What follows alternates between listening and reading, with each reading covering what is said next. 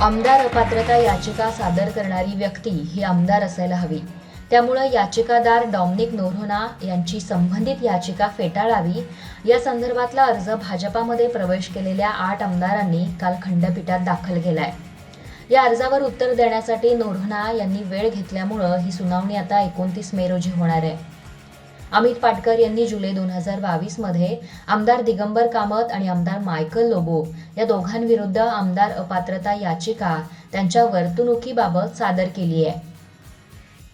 या याचिकेतही कामत आणि लोबो यांनी सादर केलेल्या उत्तरात याचिकादार हे आमदार नाहीत, त्यामुळे ती फेटाळण्याची विनंती केली आहे।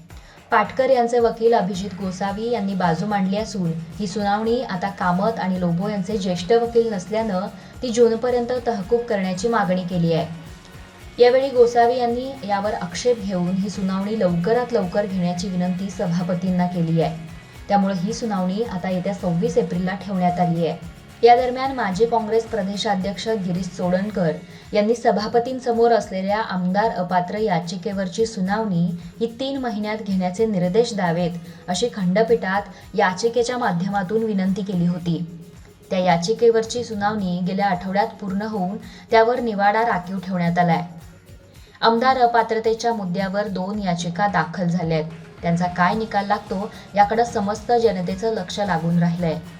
पक्षांतर बंदी कायदा असताना 8 आमदारांनी केलेलं पक्षांतर हे वैध की अवैध या मुद्द्याशी निगडीत अनेक सुनावण्या झाल्या आहेत। यापूर्वी 10 आमदारांनी भाजपामध्ये केलेलं पक्षांतर हे कायद्याच्या कक्षेत असल्याचा निकाल देण्यात आला होता।